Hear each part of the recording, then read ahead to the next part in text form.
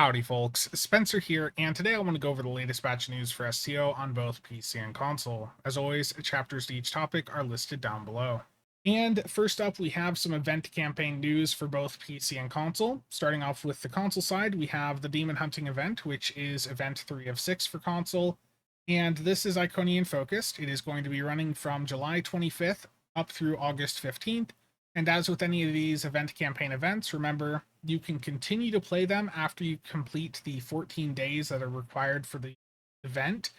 If you do that, you can continue to earn 50 event campaign progress each additional day. So if you're looking to get through your event campaign a bit faster, make sure you continue to play after you complete the event.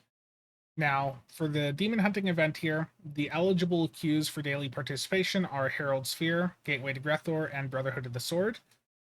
Brotherhood of the Sword is the only ground TFO here, but it is the fastest to do if you go in with at least one other person that understands the map.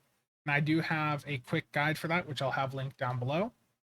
But with a good team, you can get through that in under 5 minutes, whereas Herald Sphere and Gateway to Grethor can both take 10 to 15 depending on your team. Now for the rewards here, again, you just need 14 days to get the specific rewards. So you've got your standard 3 feature TFO reward boxes, 20,000 dilithium. Then you have a round weapon here, the Herald Defiler Mace. And you have some space weapons, the Omnidirectional Herald Anti-Proton Beam Ray, and the Wide Arc Herald Anti-Proton Dual Heavy Cannons. So the space weapons are nice. The Omni is a non-set Omni, meaning you can use it alongside your Pavan Omni, your Lobi, Baul Omni. So that is a nice Omni to have on account-wide unlock, and the Wide Arc DHCs are nice also. Now for the ground weapon, it is not really anything meta, but it is pretty fun to use. So I have it here. I'm on Jupiter Station, and I'm just going to hit it against the Borg here. These are on normal difficulty. I'm just going to show you what the effect is like.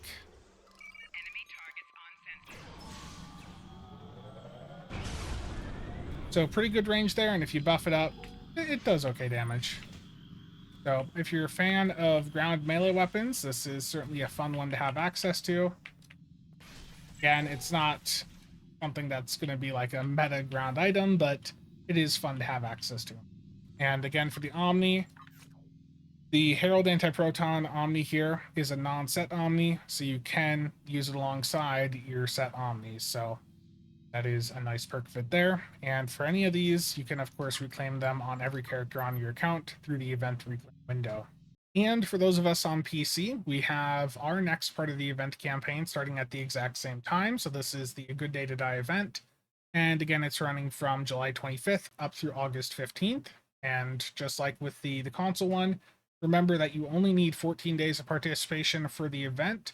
But if you continue to play after that, you can still continue to earn the 50 event campaign progress every single day. So, with this being a Klingon focused event, we have many different TFO options for daily progress. Defense of Starbase 1, To Hell with Honor, Battle of the Binary Stars, Remain Klingon, Operation Repost, and Best Served Cold. So, I think for most of you, Defense of Starbase 1 or To Hell with Honor are going to be the simplest options, especially with this being just on normal difficulty.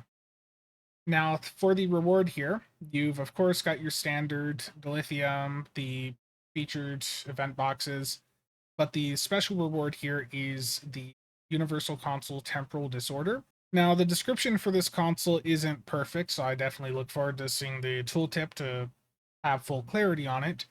But the splinter of a Boreth time crystal is located at the heart of this console, and it draws 4 duplicates of your vessel from different time streams. As they appear, they automatically move to defend their progenitor, taunting the enemies around them. When they expire, they explode in a cascade of deadly radiation, which holds enemies caught in the blast for a number of seconds and provides your impulse engines with a valuable boost. This technology can make your ship temporarily immune to all damage by causing a massive tachyon surge that causes your ship to briefly flicker in the space-time continuum. This effect is triggered when your ship's hull capacity drops below half, but may only occur once every 60 seconds. So this sounds like it's going to be potentially a nice budget survivability console, but I'm not too sure what type of meta impact that's going to have there survivability-wise. So It certainly looks interesting, and the visuals for this, as you can see here, each of the duplicate ships that it spawns in have a different Vandy shield, which Pundus had mentioned over on Twitter. So it's certainly got a neat visual effect, but as for how well it's going to perform, we'll have to wait and see. And for those of us on PC, alongside the event campaign, there's a couple of other events going live this Thursday. The first is a bonus mark event, and that is going to be running from the 25th up through the 29th. And then we have a Phoenix Prize Pack event running from the 25th up through August 1st. So with the Phoenix Prize Pack event, that means you're going to be able to go to the NPC on Drozana or DS9 each day to claim a free Phoenix Pack. And of course, the big thing is you're going to be able to convert your Phoenix tokens over to the T6X experimental ship upgrade tokens. So if you've been waiting to stock up on those, this is an event you're going to want to take advantage of. And heading over to Twitter over the weekend to celebrate Pundus's birthday, Pundus was allowed to share some of the stuff that they've been working on Star Trek Online. And what we have here are some redesigned and remastered skins of some of the launch era Nova class variants. So you see the Aurora here has a TNG Lost era vibe, which is really quite nice. And then we have the Quasar here, which has the more modern Picard era visuals. So both of these look really, really nice. That Aurora, especially, that just looks really slick. So some really good work there. And Pundus does have some more pictures of these, which I'll have linked down below for those of you that want to take a closer look at them. And these are going to be completely free remasters that you're going to be able to put on your Nova variants once this goes live. They don't have a release date, but they are going to be arriving sometime in the near future. Next up, the third teaser for the upcoming C-Store bundle has now dropped, and it is hinting towards a ship from Dominion Wars, which is most likely the Achilles class. Now, I went through the prior two teasers and what these numbers mean in a previous video, and the remaining numbers were pretty much exactly what we were expecting here, 2518. The ones after this are congratulating the first person to have publicly guessed the correct answer, which was Mr. Z Jones. So you have bundle repeated 7 times, and then you have hi Mr. Z Jones. So that's what the numbers mean. Now, the 3 ships that I think we're going to see here are the USS Premonition, which is a ship from Star Trek Armada. So this is probably going to be a temporal ship because it's got a big temporal drive on the back of it, so that would make the most sense. Then we're likely going to see the Typhon class. Now, there is a fan render of this thing that shows it being a huge ship. That is not correct. This is actually a fairly small ship from what I understand. It, in some of the footage out there, is flying under Enterprise E or Sovereign class, so don't expect this to be a super large ship, but I do expect this to be a carrier. The question is it going to be Psi, Inge, or are we going to have a TAC carrier to break things up for the year? And then for the final ship, it's most likely the Achilles class from Dominion War. That's the one that I've seen the most discussion about, and I think it looks pretty good. So that is what I think the 3 ships in this upcoming bundle are going to be. Again, USS Premonition, the Typhon, and the Achilles. And I expect that we might see a blog for this tomorrow on Wednesday.